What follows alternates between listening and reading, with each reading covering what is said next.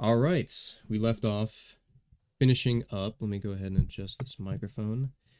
The syntactic comprehensivity and reflexivity, the mind equals reality principle, M equals R, and I believe the multiplex unity is the last of the first phase we need to get through, and then we'll get into some of the more particular sections that relate to these three sections, those three being the MAP, metaphysical ontology principle, the mind equals reality principle, which we just finished, and the multiplex unity principle. So, syntactic coherence and consistency, the multiplex unity principle.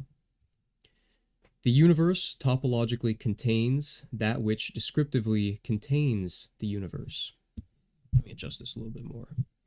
MU, the minimum and most general informational configuration of reality, defines the relationship holding between unity and multiplicity, the universe and its variegated contents. Through its structure, the universe and its contents are mutually inclusive, providing each other with a medium. So I'm going to go ahead, go off on a limb here.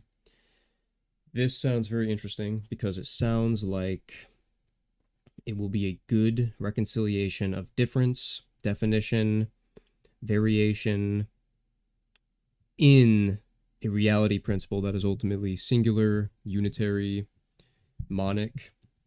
That's probably one of the first thoughts a lot of people have with monism, is how you can explain difference and definition and plurality and particulars. So let's continue on with that. That's actually one of the main things I like to delve into with metaphysics.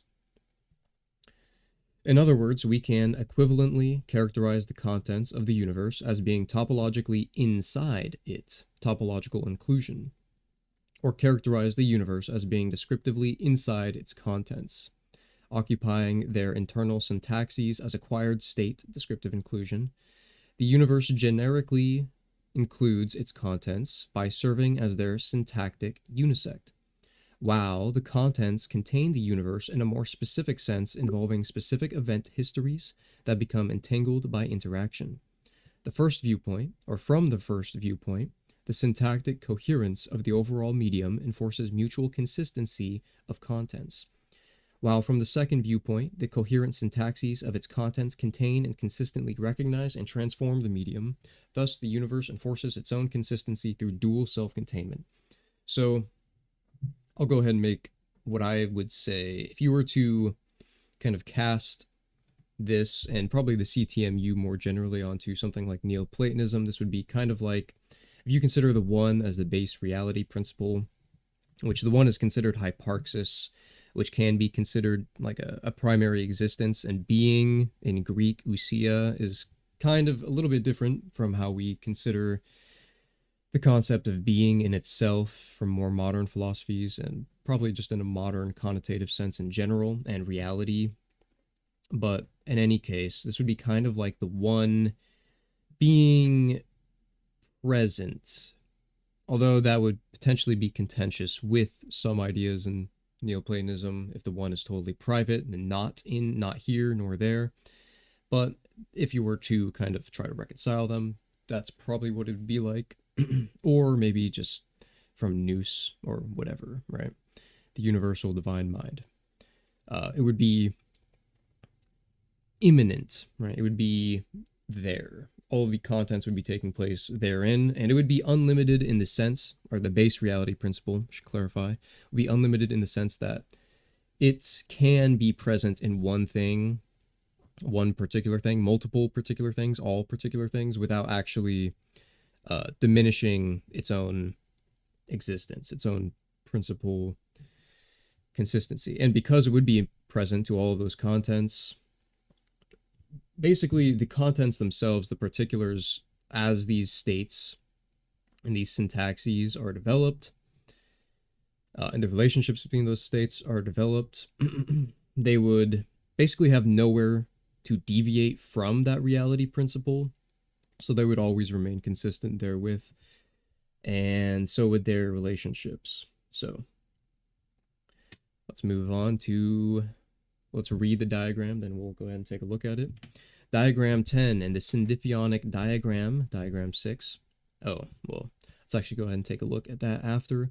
We can plainly see the containment of objects by the medium, but we cannot see the containment of the medium by the objects. Yeah, so if the reality principle was the medium, then the objects would also contain, kind of in a recursive manner, the principle from which they're derived. So similarly, if we were to say the hypostases prepossessed each other in a logical priorative manner, I'm not sure if that's a word, but a logically prior manner, as in the one prepossesses nous, and in turn prepossesses soul, and nous prepossesses soul, or whatever, ontological ladder you were to develop, then the prior stages would also kind of inherit, or rather, the posterior stages would inherit the prior as well. So, bearing in mind that the terms syntax and content are to some extent relative designations, the upper node in diagram 10 corresponds to the objects therein, syntactic operators contained in the medium. Each is a multiplex unity. Coherence flows from global syntax in local content by way of global topological containment, thereby enforcing unity across diverse locales, and back to global syntax in multiple entangled streams generated by cross-transduction of content. Syntax becomes state, and state becomes syntax, where syntax is understood to encompass an ectosyntactic distribution of syntactic operators. The universe thus remains coherent and consistent in the course of evolution. So I'm not 100% certain that this interpretation that I'm about to say is correct, but ectosyntactic brings to mind if a syntactic operator, let's just say soul, if an agent or soul were to have a condition or a state in CTMU terms, then that state, based on its definition, would have relationships with other instantiations of definition or states, and that syntax would be contained in the state itself. So ectosyntactic, that's how I take that to mean. And yeah, each particular instance of definition or state that a soul would have would kind of contain all other states by virtue of the syntax, how it fits into that puzzle. It'd be kind of like, and perhaps this isn't actually accurate in metaphysical terms, but it'd almost be like a soul containing the definition that it's inhabiting, and by virtue of inhabiting a particular set of definition or a particular state, it would also contain the definition of what it isn't, i.e. how that definition relates to all other forms of definition or states. So that's how I take that. Let's take a peek at diagram 6 real quick. Should be this one, okay. Okay, pretty basic. That's just the synthethionic. Okay. Just wanted to make sure it wasn't something more complicated. Okay, so yeah, so it seems like the syntax, which I'm assuming is kind of like the relationship in this sense, does kind of become the state, and state becomes, okay, yeah, that makes sense. All right. And if anything I say when I'm kind of interpreting this doesn't make sense, I can definitely speak more to that, but yeah, I do have to rely kind of on my own sense of interpretation with a lot of this, but go ahead and speak up if you do want to talk further about any of these things, but if not, moving on. Actually, I'll go ahead and make a pause at the end of each section for that. MU expresses synthethionic symmetry of syntax and content on the spatio-temporal level of reality. Okay. Just as synthethianesis can be regarded as a paradox identifying difference with sameness, which I think is actually a very solid idea. The fact that things can be different does, as implying a kind of more fundamental sameness, is very interesting. It reminds me of how things being unitary in the sense of a totality of parts as being inherited from a more primordial unity, or as kind of proving the monism or the unity of the reality principle, reminds me of that. Anyways, MU can be regarded as an ultimate form of paradox, identifying spatio-temporal multiplicity and unity. The MU diagram is an explosion of the synthethionic relation diagram, in which the stratification dimension is split into descriptive and topological strands or temporal dimensions. So if there was this kind of reciprocation or recursion between state and syntax, that would kind of indicate a process, i.e. occurring in time. MU structure resolves the MU paradox in situ by dual stratification. I'm not sharp on Latin. Does anybody know in situ by chance? Maybe someone can look that up. We'll revisit that. Providing closure as an open-ended informational stratification of type theory cannot. Of type, Providing closure as an open-ended informational stratification of type theory cannot. Sometimes these sentences don't really make perfect sense. But anyways, because MU can thus be regarded as the resolution of the paradox it describes, its meaning, like that of syndiphonesis, can be expressed as follows. Reality is a self-resolving paradox. MU, by the way, need not be regarded as the ultimate guarantor of consistency. That honor can safely go to the stability of perceptual reality itself. Quite simply, the syntactic stability of reality overrides any and all objections regarding the limitations of formal systems. Okay, MU merely describes how reality, considered as a reflexive SCSPL, that's self-configuring, self-processing language, achieves intrinsic stability in the course of evolving. Thus, it is not functioning as an algorithm guaranteed to terminate on consistency, but not on inconsistency, and is therefore not in conflict with undecidability. The stability of reality affirms its consistency regardless of whether or not any lesser theory happens to be consistent. MU serves as a unifying concept for a complex of ideas having to do with coherence and consistency in the reality theoretic context, including holology and several CTMU duality principles. And real quick, because I heard some noises, let me make sure. Okay, I'm still here. Good. Because, okay, in its original place of position. Thank you, Karnik. Just had to check because last time it booted me off and I kept reading, so. I don't know. Do you want me to like do something in the background constantly? You know, like just like some No, noise, no. just breathing. Keep my mic on, just If breathe. anybody has me on, or can, I don't know how Jitsi works, if you can see people that you were in calls with, but you can go ahead and call me there. Or give me a call in DMs on Gilded, and I'll hear that on my phone. Or just spam me, and I'll hear it on my phone. Uh, and then I'll be like, oh, damn. I don't But, know. I could just breathe constantly into the mic. You know, just a small breath constantly in the background. just a frustrated sigh every once in a while. Keep me on my guard. Yeah, okay, Yeah, so you know. yeah, each moment being consistent with the last. I use that as a way to kind of show how the conditions that souls take on are consistent, even if you're changing them.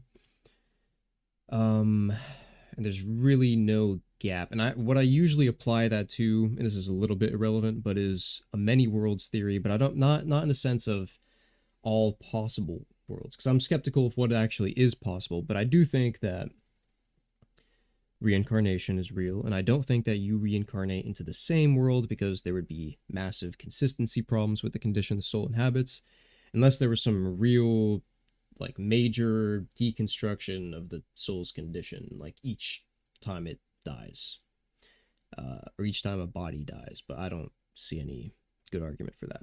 I mean, you have to be able to be reincarnated into this world, at least if we follow the people who remember past lives that can be confirmed.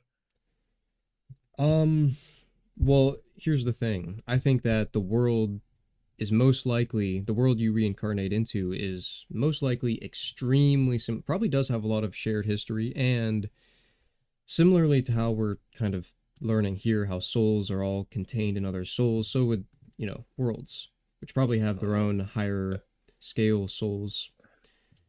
Even each no, that, given world would. that just reminds me. Good soldiers, they go to a world where they won. A bad soldier goes to the world where they lost. True that, true that. Or Valhalla. But anyways, any other thoughts on MU here before we move on? All right. The principle of hology. All right. Self-composition. Hology, a logical analog of holography characterizing the most general relationship between reality and its contents, is a form of self-similarity whereby the overall structure of the universe is everywhere distributed within it as accepting and as within it as accepting and transductive syntax, resulting in a homogeneous syntactic medium. That is, because reality requires a syntax consisting of general laws of structure and evolution, and there is nothing but reality itself to serve this purpose, reality comprises its own self-distributed syntax under MU, which characterizes the overall relationship between syntax and its content. Okay, so kind of getting more into the consistency of the more basic reality principle in more particular instantiations thereof. The hology property itself is distributed over reality. That is, the informational boundary of a coherent object, syntactic operator, is hologically multiplexed with respect to state, attribute, and value in order to define the descriptive interior of the operator as it participates in global self-processing without input. This multiplexing of possibilities is just the replication of the structure of the boundary over the interior of the boundary as a function of time. Again, the operator ultimately has nothing else in terms of which to express its spatio-temporal capacity. Hology is implied by the metaphysical ontology principle because reality is closed under composition and attribution. It is implied by M equals R, mind equals reality, because reality is composed of syntactic operators with generalized mental or cognitive functionality, and it is implied by syndiphonesis and MU, the multiplex unity principle, because it is an expression of the relationship between the global spatio-temporal medium and its contents. I like how he kind of wraps all of them together like that. It's pretty cool. Any thoughts on the principle of hology? Fairly straightforward, kind of just flushing out the MU specifically, but also linking it to the others. Just gonna speak to remind you that you're in fact not disconnected. Perfect, yeah. That is welcome. That is completely welcome. Okay. Duality principles. Duality is a ubiquitous concept in mathematics, appearing in fields from logic to the theory of categories to geometry and analysis. The duality relation is symmetric. If dualizing proposition A yields proposition B, then dualizing B yields A. In projective geometry, for example, the dualization operation consists of switching the terms point and line in propositions containing them, as in two non-coincident points determine a line, dualize, two non-parallel lines determine a point. Restating this as lines are functions of points, dualize, points are functions of lines. Reveals a duality relationship between functions and arguments. Thus, in vector algebra, the dual space V of a vector space V is the space of all linear functionals on V, i.e. all linear maps from V to R, while V, two asterisks, is the space of all linear maps from V to R. Mal, I know you're our math guy, but if you or anyone else wants to kind of sum this up. No, we're not on vectors yet in math. Currently, we're doing differential calculus. Fair enough. So yeah, Let's see. I feel like the general point is fairly clear, even if his more advanced example is a little more specialized. But moving on, an even more striking form of duality is encountered in graph theory, where the dual graph of a planar graph transforms faces to vertices and vertices to faces without disrupting its overall pattern of adjacencies. The boundary of each face is replaced by transverse edges converging on its dual vertex and vice versa. Okay. And the adjacency relation is redefined accordingly, where edges are given a temporal interpretation, intersecting or interesting transformations can occur, e.g., circulations along facial boundaries become vertex spins. And motion along an edge can be characterized as an operation between the dual faces of its endpoints. Duality principles thus come in two common varieties: one transposing spatial relations and objects, and one transposing objects or spatial relations with mappings, functions, operations, or processes. The first is called space object. Okay, so space object as transposing spatial relationships and objects, all right? Duality. The second, space-time duality. And that would be transposing objects or spatial relationships with maps, mappings, functions, operations, and processes. Okay. In either case, the central feature is a transposition of element and a spatial or temporal relation of elements. So if you take an element to be a kind of state, maybe, or condition, obviously it means it in a more basic sense here.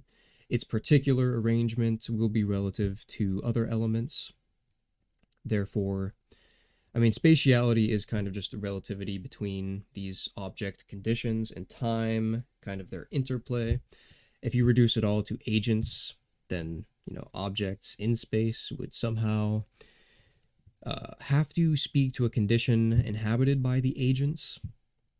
Even if, let's say, the pen that I'm now picking up doesn't have a soul, it would be somehow contained in a soul, and its specific relationship to the more immediate condition of the soul would be registered precisely where it is. Same with maybe more directly two agents, and the interaction between two agents or agents and their object conditions would, have to be a process, so it would register as time. So together, these dualities add up to the concept of triality, which represents the universal possibility of consistently permuting the attributes time, space, and object with respect to various structures. From this, we may extract a third kind of duality. So that would be, I'm assuming, space-time object duality. In this kind of duality, associated with something called conspansive duality, objects can be dualized to spatio-temporal transducers, and the physical universe internally simulated by its material contents. M equals R, MU, and hology are all at least partially based on a duality. So he's not really trying to insinuate a metaphysical or at least primary duality. I will, however, go ahead and we may not have enough context to fully understand, where is it? It's that conspansive duality. Yes, conspansion is a big term in CTMU, but let's go ahead and see if we can get anything from this real quick. Conspansive duality is one of several duality principles in the CTMU. On the surface, conspansive duality says that there is no difference between the expansion of the universe with respect to its contents and the contraction of its contents with respect to it. Okay, that makes sense, because I've actually heard a lot of people, especially when you get into stuff regarding fractals, some people in the kind of broader Ken Wheeler-esque circles will kind of talk about this. Fractals a lot, and because reality would be self-referentially generating into itself, it could be kind of considered more of a contraction rather than expansion. But I actually like how Chris kind of just reconciles the two. If there were an external scale by which to measure reality, the external scale would itself be real and therefore internal to reality, a contradiction. Hence, the real universe has no external size. It can only be measured internally by the size ratio of the system to its contents. Since the ratio is all that matters, expansion of the universe is equivalent to a contraction of its contents. Yeah, that makes perfect sense, actually. Pretty basic, actually. Pretty, well, not basic, but pretty forthright compared to a lot of the stuff. Okay. So let's rewind just a little bit. In this kind of duality, associated with something called conspansive duality, objects can be dualized to spatiotemporal transducers, and the physical universe internally simulated by its material contents. Okay. I'm assuming he'll get into conspansive duality and conspansion a little bit more later on, because he just says associated with. So, in any case, the principle of attributive topological descriptive state syntax duality. So attributive duality, as in that between state syntax, and topological and description, or topology and description. All right. Or does anybody have any comments on the duality? I guess this makes a good continuation of it anyways, because he's just going to get into types of duality here. Okay. All right. Let's see. Where points belong to sets and lines are relations between points, a form of duality also holds between sets and relations or attributes, and thus between set theory and logic. Where sets contain their elements and attributes distributively describe their arguments. This implies a dual relationship between topological containment and descriptive attribution as modeled through Venn diagrams. Essentially, any containment relationship can be interpreted in two ways: in terms of positions with respect to bounding lines or surfaces or hypersurfaces, as in point set topology and its geometric refinements, or in terms of descriptive distribution relationships, as in the Venn diagrammatic grammar of logical substitution. Get a little bit of water here. It's a lot of reading.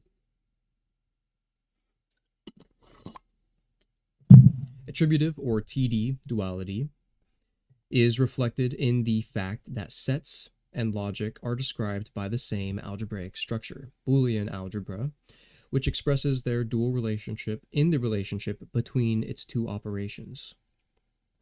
Expressed in set theoretic terms, these operations are union and intersection.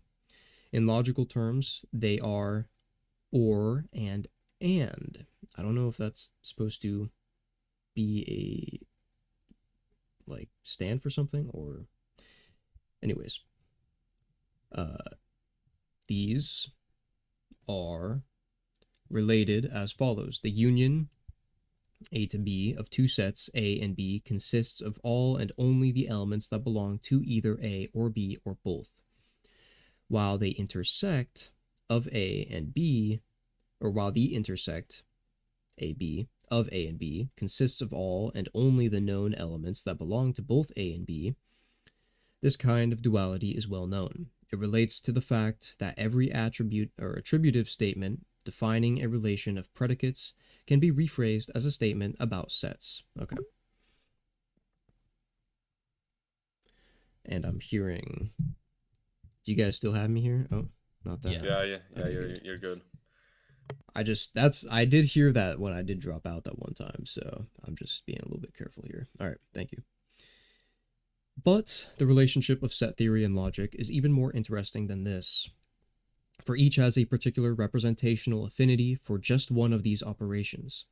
That is, set theory tends to focus on objects, sets and elements, while logic tends to focus on attributes, or informational boundary constraints that objects must satisfy. Thus, set theory ultimately defines sets in terms of the objects they contain, while logic tends to define them from the outside in on the intersecting boundary constraints to which they conform. The difference hinges on the univalent not functor, on which complementation and intersection, but not union, are directly or indirectly defined.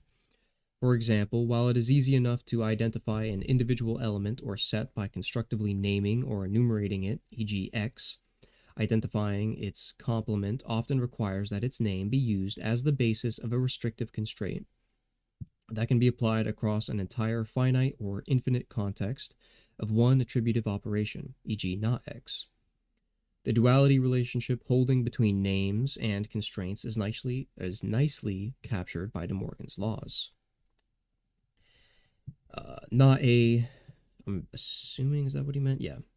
Not A to not B equals not AB, and not A to not B equals not A to B. So, not sure exactly what this symbol, but it does reverse each time, so.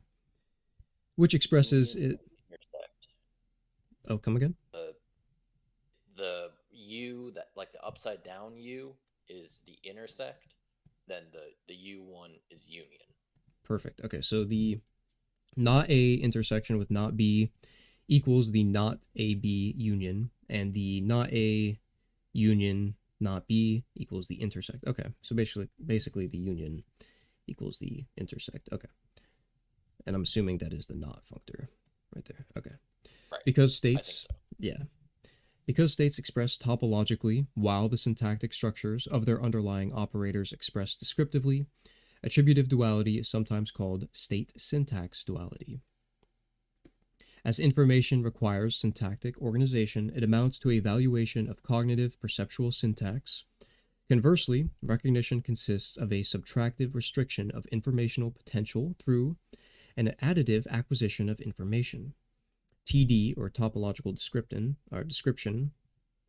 duality, or descriptive, I suppose, duality, thus relates information to the informational potential bounded by syntax. And perception, cognitive state acquisition to cognition. In a Venn diagram, the contents of circles reflect the structure of their boundaries. The boundaries are the primary descriptors. So it's the definition of a given thing. The interior of a circle is simply an interiorization or self-distribution of its syntactic boundary constraint. So it looks like boundary constraint can be taken to mean definition of an object condition or of a teller, a soul maybe. Like for instance, your boundary constraint, your immediate boundary constraint would be your body, which is of course relative to lots of things. Thus, the nested circles corresponding to identical objects display a descriptive form of containment corresponding to syntactic layering, with underlying levels of corresponding syntactic coverings. This leads to a related form of duality, constructive filtrative duality. So, actually, I think I mentioned that there would be different, I don't know, it was a different reading group or either that or the informals after where I was talking about how there would be potentially different syntactic layers of like where things or that like a more direct medium between two things might not be the it might not need to reach like the reality principle itself as the medium, even though that would be the ultimate medium between those two things. So interesting. And even more so with just syntax. You can even think of it like conditions generally, right? Defined conditions. You're more similar to certain people in your life. Probably, I mean, take the individual layer or set of condition that you inhabit. Generally, although less so nowadays, potentially with certain social phenomenon, your family would be the most similar conditionally. So therefore, your syntax would be a little more immediate, probably more overlap, more syntactic layering in the middle of that Venn diagram. And then, like, suppose we had like tribal society, your more broad tribe, your more broad nation, relative tribes, and then race, and then species, and the fact that you're an animal in general. Uh, Interesting. I actually have an essay on that, but it is relevant. So, constructive filtrative duality. Any set that can be constructed by adding elements to the space between two brackets can be defined by restriction on the set of all possible sets. Restriction involves the Venn-like superposition of constraints that are subtractive in nature. Thus, it is like a subtractive color process involving the stacking of filters. Elements, on the other hand, are additive. So the more you're subtracting from that Venn diagram, the more you're actually just going to have similarity between the two things. Whereas if you're adding elements, it'd be like adding in definition to each of those two things. So they're more defined against one another. That's how I'm taking this, at least. And the process of constructing sets is thus additive. It is like an additive color process involving the illumination of the color elements of pixels in a color monitor. CF, or constructive filtrative duality, simply asserts that the general equivalence of these two kinds of process with respect to logical geometric reality. Asserts the general equivalence. Okay. Interesting. Uh-oh. Zero sum. Anyways, if you're a Morrowind fan, watch out. CF duality captures the temporal ramifications. Okay. Of TD duality relating geometric operations on point sets to logical operations on predicates. Essentially, CF duality says that any geometric state or continuous transformation is equivalent to an operation involving the mutual filtration of intersecting hological state potentials.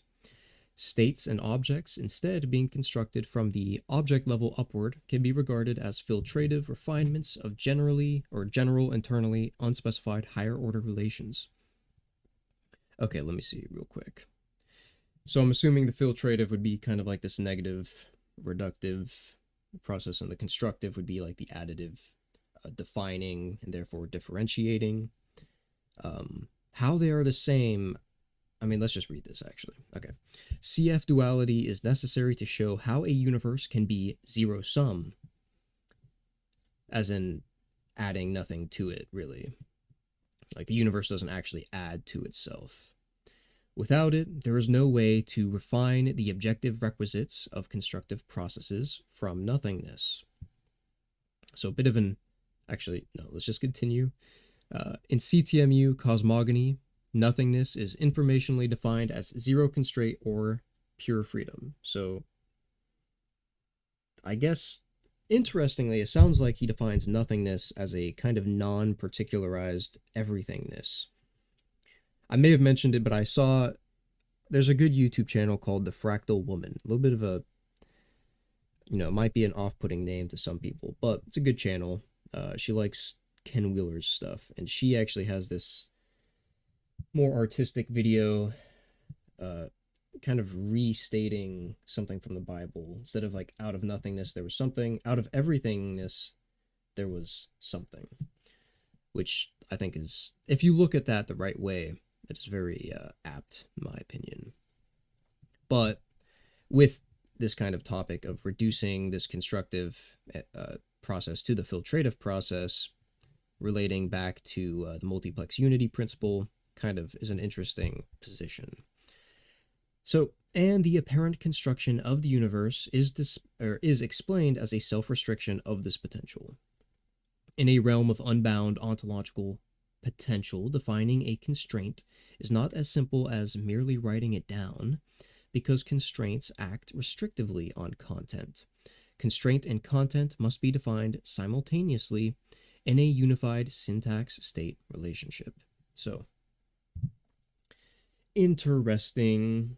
That one wasn't too bad. So it seems like he's kind of reconciling an ex nihilo and ex deo position, which I also made an essay about, because I used to be very, and I still am, far more partial to creatio ex deo. So if any of you don't know, that'd be creation out of God rather than creation out of nothing. But it really depends on how you define something. If you don't define like a particular something as like a reified ontos, or like you don't grant it ontological status, like primary ontological status, and instead it's already kind of contained. But that would also be at odds with like more standard Christian ex nihilo stuff, which is, I do believe that ex deo, it's been debated in Christian theology, but I do believe that there was a pope that did label it as a heresy. So, but it's, and actually I do recommend you guys check out that essay. I will post it after this. But anyways, any thoughts on constructive filtrative duality before we move on? This one was pretty straightforward, so no problem. Also, reminder, you were still here. Perfect. Yeah, that'll be good, even if nobody wants to talk, which is perfectly fine. I'll have a little bit of a reminder. That's good. And let's just, actually, let me do a quick, okay. We'll go on to like, at least like 15 more minutes, because we did start late. And I'd like to get into this, but let me just, sometimes I like to spoil it for myself. Just take a peek. So this will be a big one. So, all right. Conspansive duality. This principle was to some extent adumbrated by the following quote, attributed to Arthur Eddington regarding the expanding universe. We walk the stage of life, performers of a drama for the benefit of the cosmic spectator. As the scenes proceed, he notices that the actors are going smaller and the action quicker. When the last act opens, the curtain rises on midget actors rushing through their parts at frantic speed, smaller and smaller, faster and faster. One last microscopic blur of intense agitation, and then nothing. So that reminds me, while we were reading from the CTMU wiki on expansive duality, I was thinking, so we're technically getting smaller. Okay, you're technically all getting shorter at the same rate as me, but we're all becoming smaller. We just don't notice it. Um, but also this kind of notion of reality, or at least the process that reality is kind of involving itself in a non-diminutive manner, principally speaking, as a drama, is very interesting to me.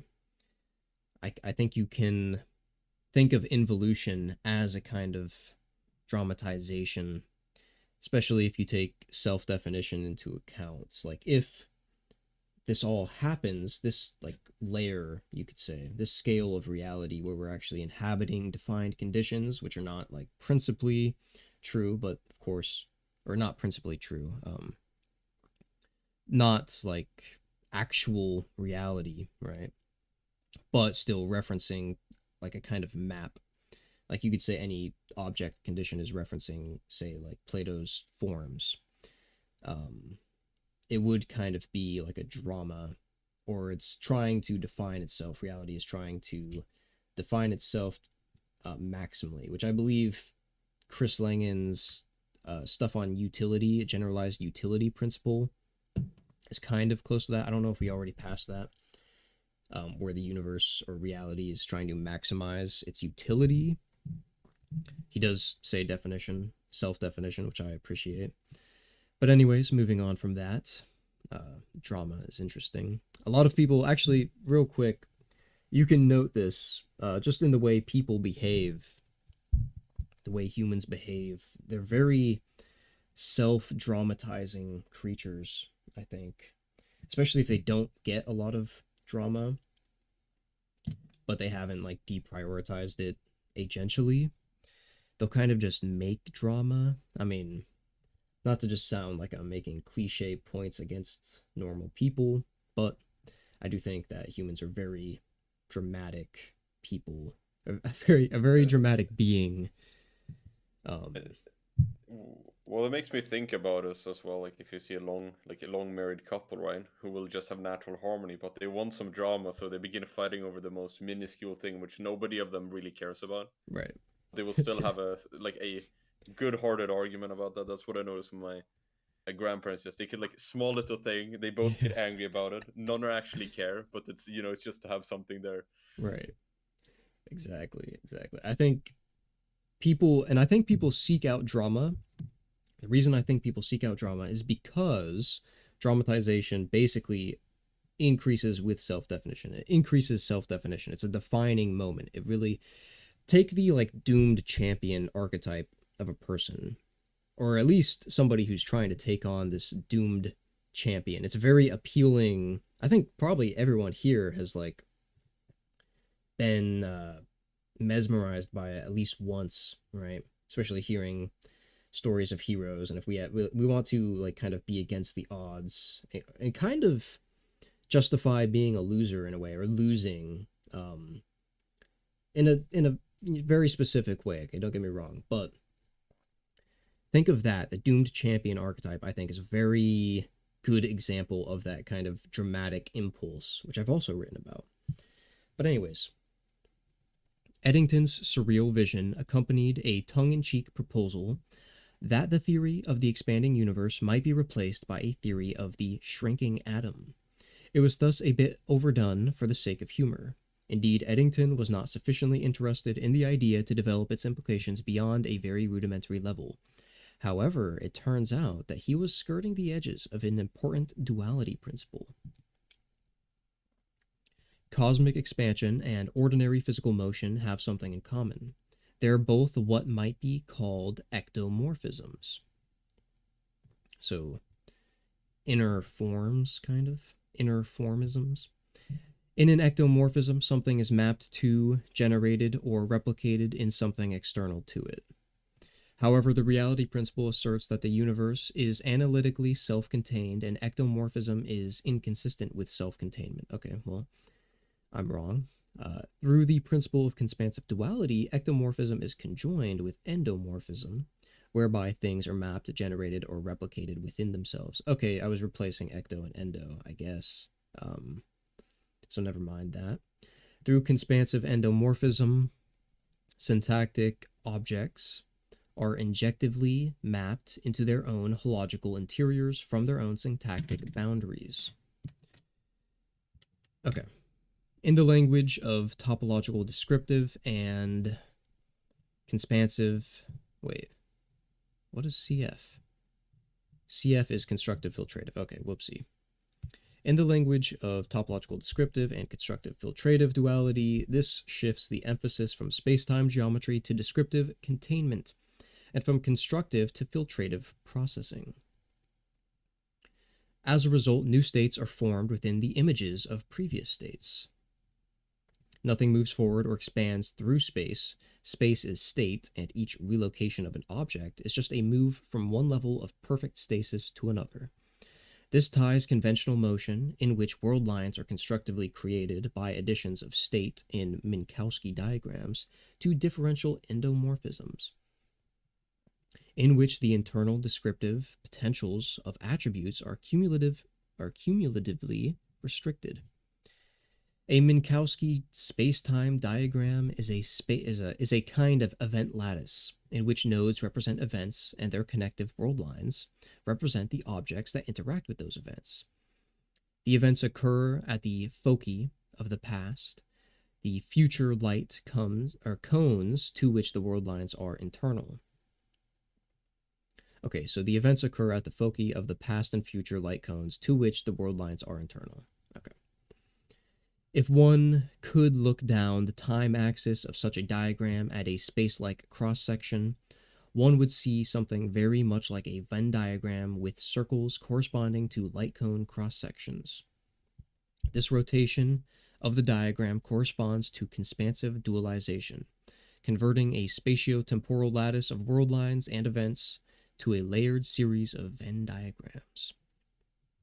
Okay, that makes sense because if reality at large, phenomenal reality at large, were essentially a big state syntax relationship, then it being like this huge web of these things would make a lot of sense. But anyways, let's read this diagram description before we further look at the diagrams themselves. In the above illustration, a spatial cross-section of space-time, the blue line, is rotated toward the viewer and displayed along the time axis, the blue rectangle. The result is a Venn diagram in which circles represent objects and events. Okay, so that's rotated. Let's keep reading. Or n greater than 1 array, interactive relationships of objects. That is, each circle depicts the entangled quantum wave functions of the objects, which interacted with each other to generate it. The small functions, or the small dots, in the centers of the lines represent the initial events and objects from which the circles have arisen.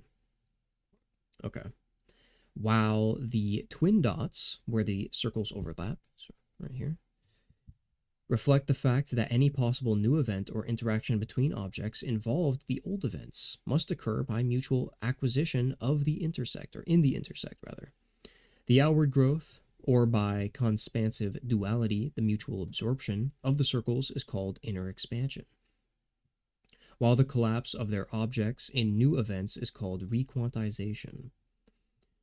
So it seems like wave function collapse, and I'm not fully brushed up on quantum mechanics, but it seems to be like something happening, basically, like an event that is the wave function collapse, whereas prior to the collapse, that's the potential for the happening. Might be a little bit off or not thorough with that, but moving on. The circles themselves are called IEDs, short for inner expansive domains. and correspond to pairs of interactive syntactic operators involved in generalized perceptual events. Note the hological evacuation and mutual absorption of the operators. Spacetime can be illustrated in terms of a layering of such Venn diagrams, mutual contact among which is referred to as extended superposition. In the real world, the Venn diagrams are three-dimensional rather than planar, the circles are spheres, and layering is defined accordingly. Extended superposition atemporally distributes antecedent events over consequent events, thus putting spacetime into poorly extended self-contact. In light of the Telek principle, and we're going to revisit that in a second, not the Telek principle, but see below, this scenario involves a new interpretation of quantum theory, sum over futures. Sum over futures involves an atemporal generalization of process, Telek recursion, through which the universe effects on-the-fly maximization of a global self-selection parameter generalized utility. Okay. So, and I'm going to keep putting things in like terms of souls, right, and idealism here, but bear with me. If two human souls have this kind of interaction, that interaction will recursively affect the conditions that they're both inhabiting, i.e. the state and its syntax, and that will basically consequence the future. And it, of course, would have to reference, in order to have gone to that interaction, the antecedent conditions or states. And yeah, okay, what did I want to revisit here? Extended superposition atemporally distributes yeah. Okay, interesting, because this kind of gets one thing I was a little bit hung up on, and am still a little bit, is a kind of verging on reification of the future, but this does make sense. So, anyways, or reification of time, not situating it properly, but a lot of people conceive of time as like a very hard fabric. But I think this actually, well, Langan continues to remind me of Leibniz. This kind of does remind me of what we just read in Introduction to Metaphysics, or was it a different word? But, you know, the one we just read. Leibniz's Introduction to Metaphysics, or Discourse on Metaphysics, that's what it is. Where he's talking about seeing Alexander's fruition, like full state, end state, in the beginning state. A little bit of a vague similarity, but anyways, continuing from that, this kind of is fairly clear. In a Venn diagram, circles represent sets through their definitive attributes. The attributes represented by the circles are synetic, i.e., syntactically distributed and homogeneous with respect to potential differences of state.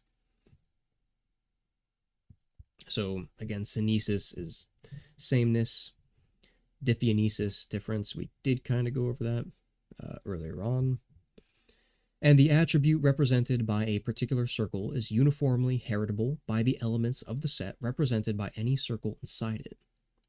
In the spatio-temporal Venn diagram just described, the curricular light cone cross-sections correspond to objects and events relating in just this way. Because quantum scale objects are seen to exist only when they are participating in observational events, including their generalized observations of each other, their world lines are merely assumed to exist between events and are in fact syntactically retrodited, along with the continuum from the last events in which they are known to have participated. This makes it possible to omit specific world lines entirely, replacing them with series of Venn diagrams in which circles expand, interpenetrate, and collapse to points. At each interactive generalized observational event, or sometimes I say it like the sentence is about to continue because it catches me off guard. You'll just have to bear with that. This scenario is general, applying even to macroscopic objects consisting of many particles of matter. The higher definition of the world lines of macroscopic objects can be imputed to a higher frequency of collapse, due to interactive density among their constituent particles. Okay. The circles inside, or the areas inside the circles, correspond to event potentials, where events are governed by the laws of physics, to potential instantiations of physical law or nomological syntax, where each circle corresponds to two or more objects. It comprises object potentials as well. That is, the circular boundaries of the Venn diagram could be construed as those potentialized objects in the process of absorbing their spatiotemporal neighborhoods. Since the event potentials and object potentials coincide, potential instantiations of law can be said to reside inside the objects and can thus be regarded as functions of their internal rules or object syntaxes. Objects thus become syntactic operators, and events become intersections of nomological syntax in the common value of an observable state parameter position. The circle corresponding to the new event represents an attribute consisting of all associated nomological relationships appropriate to the nature of the interaction, including conserved aggregates, and forms a pointwise, statewise syntactic covering for all subsequent potentials. Notice that in this scenario, spacetime evolves linguistically rather than geometrodynamically. Geometrodynamically. Although each Venn circle seems to expand continuously, its content is unchanging, its associated attribute remains static, pending subsequent events involving the objects that created it. Since nothing actually changes until a new event is substituted for the previous one, i.e., until a new circle appears within the old one by syntactic embedment, the circles are intrinsically undefined in duration and are thus intrinsically atemporal. Time arises strictly as an ordinal relationship among circles rather than within the circles themselves. So that brings to mind as a process of interaction. With respect to time invariant elements of syntax active in any given state, circle, the distinction between zero and non-zero duration is intrinsically meaningless. Such elements are heritable under substitution and become syntactic ingredients of subsequent states.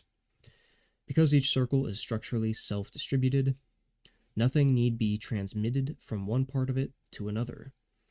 Locality constraints arise only with respect to additional invariants differentially activated within circles that represent subsequent states and break the hological symmetry of their antecedents.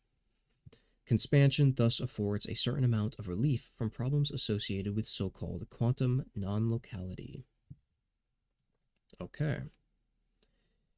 Because the shrinkage of an object within its prior image amounts to a form of logical substitution in which the object is Venn diagrammatically described or determined by its former state, there is no way to distinguish between outward systemic expansion and inward substitution of content,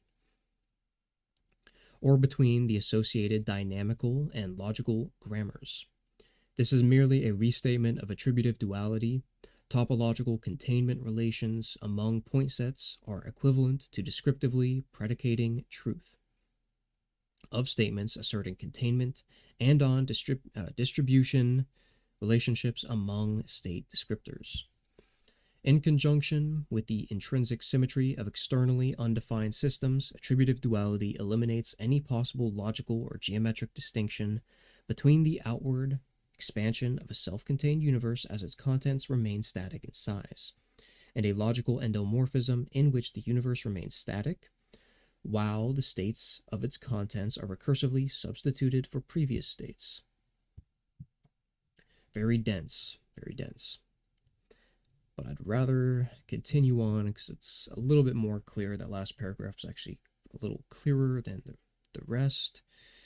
It has already been noted in connection with the metaphysical ontology principle that where the external dimensions of a system are undefined, no distinction as to size can be made beyond the size ratio of the system to its contents.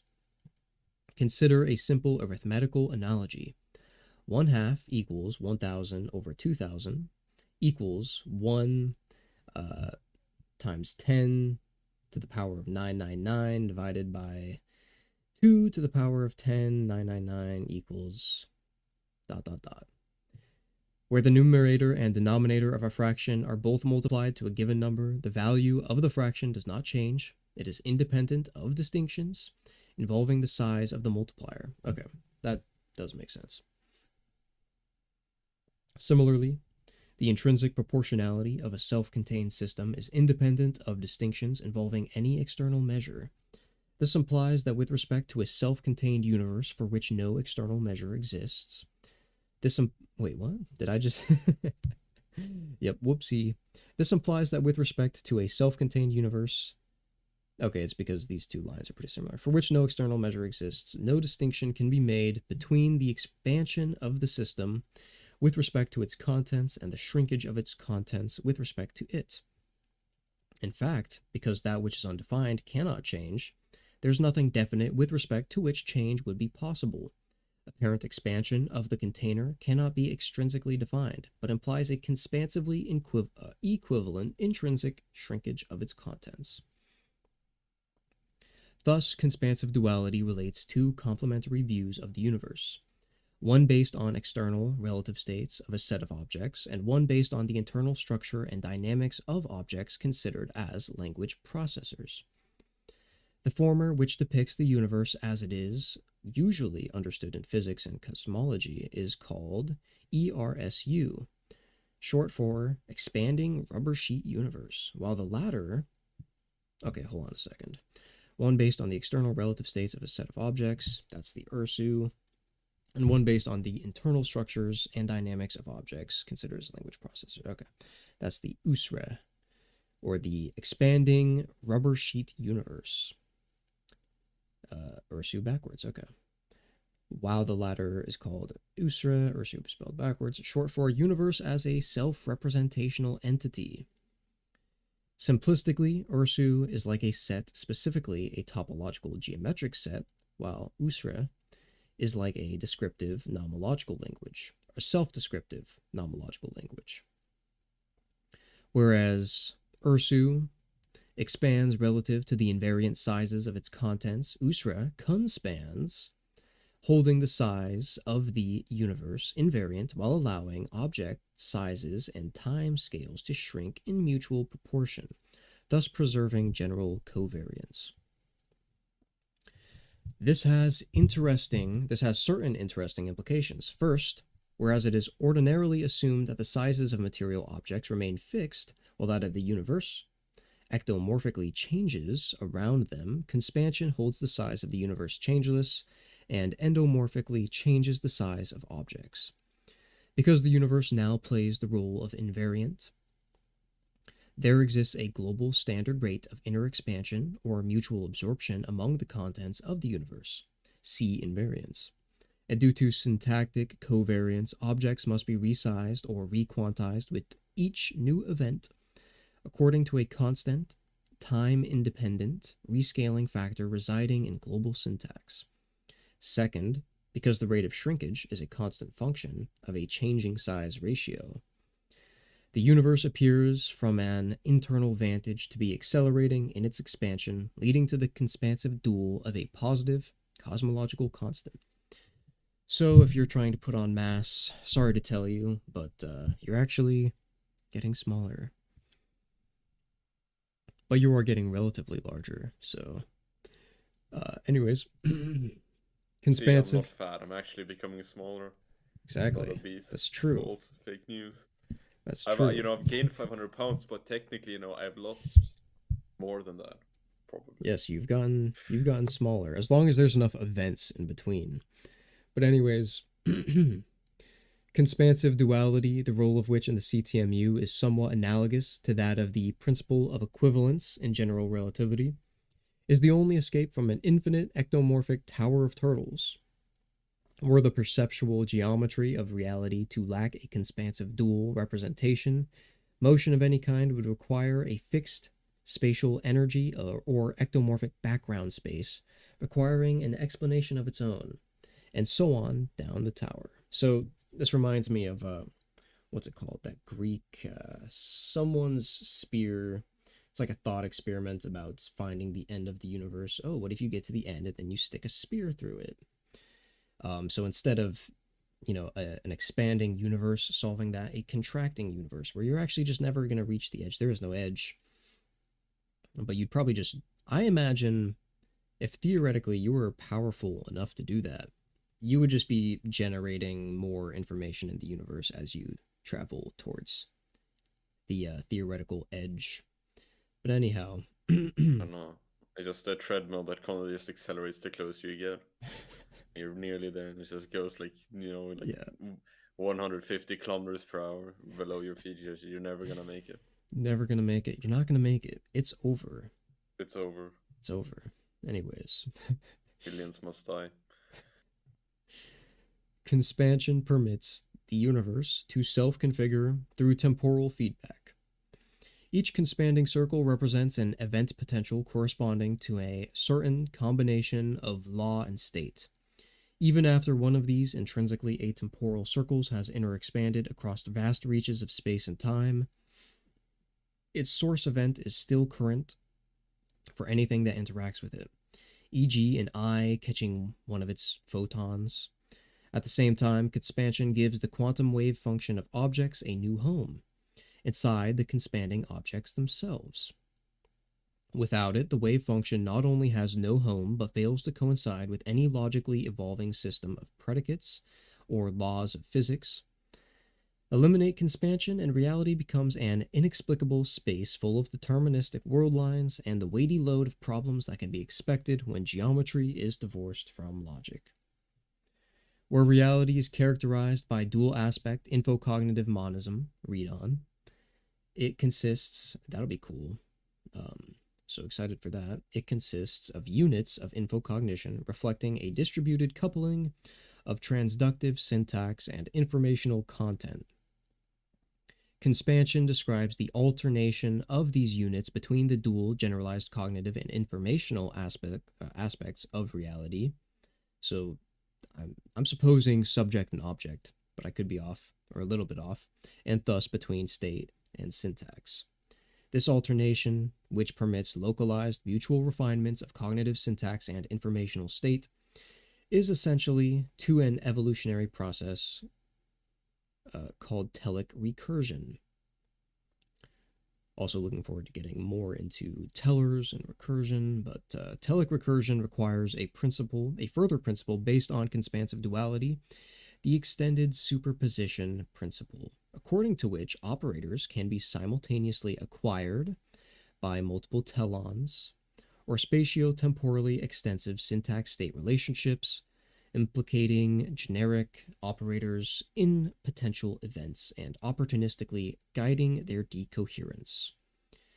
Note that conspansion explains the arrow of time in the sense that it is not symmetric under reversal.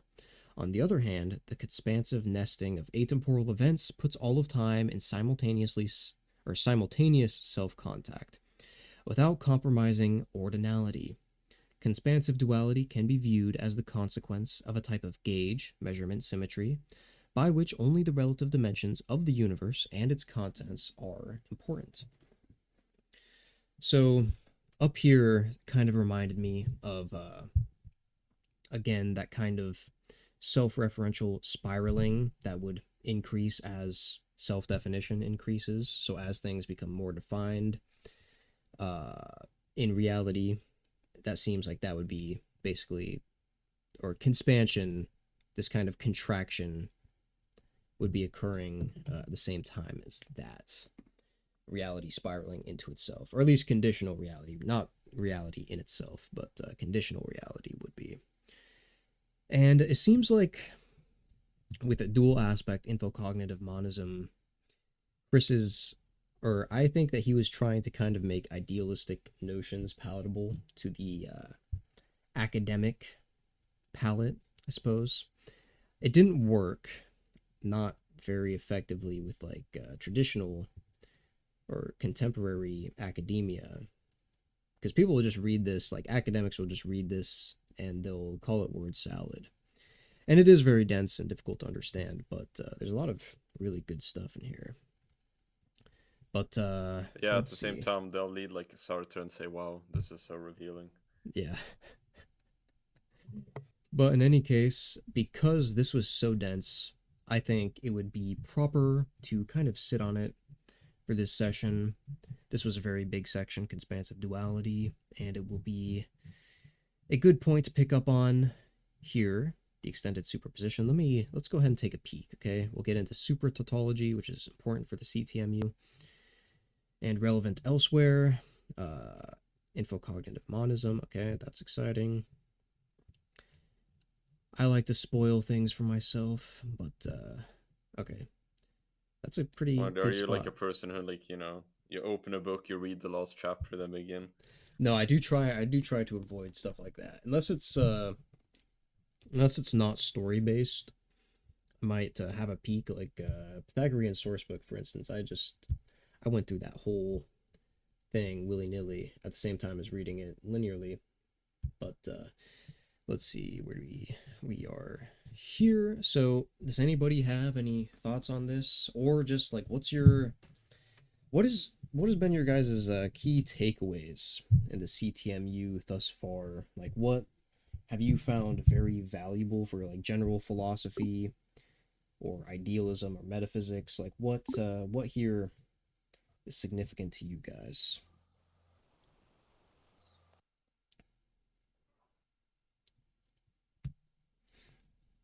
I can go first if Do it, yeah. Mal thoughts.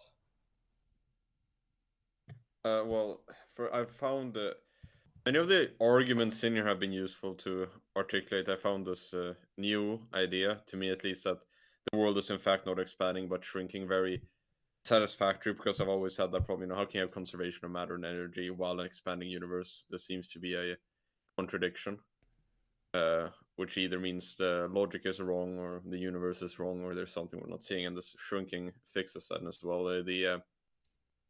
The deconstruction of the problem of dualism, like there's just a lot of these. He the very short like in very short paragraphs he dismantles entire schools of philosophy, so to speak. Right, yeah. I agree. That's a good one. That's a really good one. Yeah, for me, also definitely that idea of conspansion, and I think just the idea that like the primary reality principle that it's self-contained, it contains everything that is derived from it. It's like a pretty basic point, but overlooked. I feel like pretty much the first time I've heard it laid out like that explicitly. So Yeah, heavily overlooked, and it has a ton of implications that can be drawn from for just monism in general. Self-containment is a good one.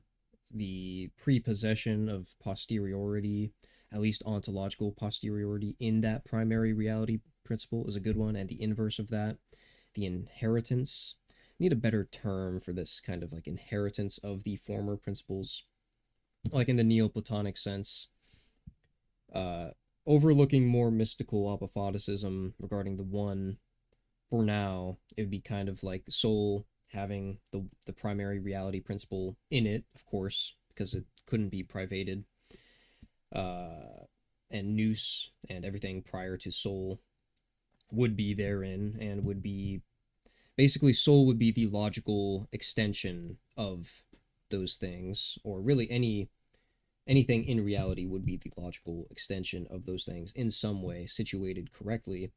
Even objects, in a sense, even from a very like strict idealist perspective, if you don't think objects are real external to you, which I don't personally, um, in a correctly situated sense, they would have to refer to some kind of map in the primary reality principle. Actually, Karnak, can you remind us? Do the Neoplatonists put the like Plato's realm of forms in the first hypostasis or in the second? Believe it's the second Okay. stasis. Yeah, I think you're right. I think you're right. Interesting. Yeah, and the Henads, which to me I've always found like and I did get a little bit of pushback from this idea, but to me it really does seem like the Henads are similar to the forms in being almost like this pluralization of the monad, right? Or the one itself. Some people, I guess it's very popular in Neoplatonism to distinct the monad and the one, but that's usually because the monad refers to limit specifically, whereas the one has to have both in a uh, I would say a pre-divided sense rather than actually having two things. It's just before those two things are divided, which does make sense. So I've described the henads or the gods as the kind of subjects of the forms, whereas the forms would be kind of like the objects. Maybe not a perfect description, but I don't know. That's just, it seems like that makes a lot of sense to me. I'm not sure if strict Neoplatonism would agree with that. In fact, it probably does not. But uh, yeah, who else? I'd like to get everyone, but if you don't want to, that's okay. Like who has found, or like what have you guys found the most significant? Just one thing. This would be like a little bit of end of session homework.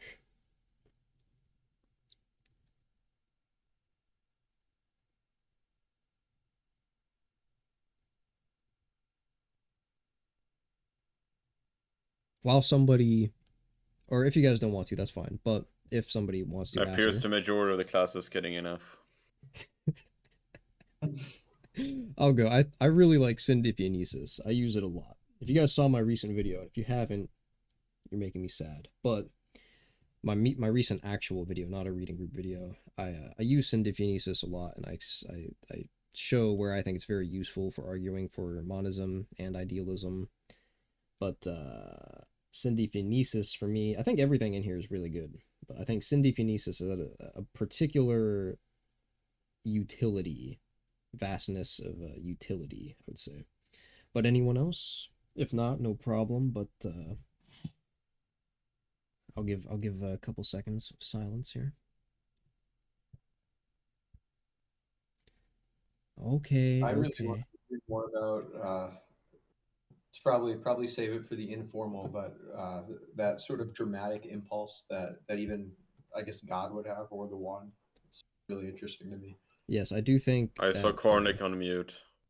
I just want to Karnic. say I saw I know, I Cornick know, on mute. I know you have something. Well, yeah, not fully understanding the question possibly, but it's kind of pop culture that Chris Langan may be the like smartest, man alive nowadays. So I guess from like a utilitarian standpoint to kind of understand why he's considered that, and like looking at his magnus opum, like this document, if you can understand this, then uh, it's going to be a big leap forward towards getting yourself more intelligent and understanding what intelligent people are actually talking about. I do like that we're tying it to monism, and that ours here is relating it to the soul. We're all souls, so we can understand that analogy and like what this text means for us. Right, yeah, that's a really good point. It is kind of affirming when you can kind of grasp it, and Chris is obviously extremely intelligent. I would not be surprised if that was totally valid and he was the smartest person. But Yeah. it doesn't even matter. It's good stuff, but it's also very affirming and vindicating that if he is, and I would put my money on him just to clarify, then and he's basically I'd be his top advocating, guy. yeah. And his ancestry. I just looked at his mother. It's French. It appears to be Scandinavian and British. No Italian, so a common Mediterranean L right here, and common North European Actually, I Germanic look W. pretty similar to Chris Langan. Not well. Yeah. Obviously, he's an older No, guy, you don't. very big You guy. don't. My I face, see no, it. my No. face, just my See it. face, just my face. Cope. Okay, look. Also, it looks like he has 8-10 eyes. Unironically, I'm looking through photos. It looks like he literally has 8-10 eyes. The eye short has been We'll investigate. We'll vindicated. investigate this in the informal. But in any case, I was gonna say it's just it's So, vindicating that he's basically advocating for a form of idealism and monism, and that's smartest guy around. So hey, smartest guy came to these conclusions. Okay, you're on the right path in studying these things. So in any case, that's where we'll leave it for that's where we'll leave it for this week. If you're watching on YouTube, thanks for watching. You can join in by messaging me at metamundanity on Twitter or Instagram or Gmail. Yeah. Thanks for watching. Take care.